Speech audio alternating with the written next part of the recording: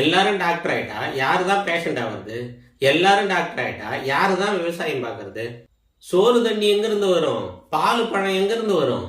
இந்த கேள்விகளுக்கு பின்னாலாம் நுட்பமான பல விஷயங்கள் மறைஞ்சிருக்கு. எல்லாருமே டாக்டர் ஆயிட்டா யாரு தான் விவசாயம் பார்க்கறது?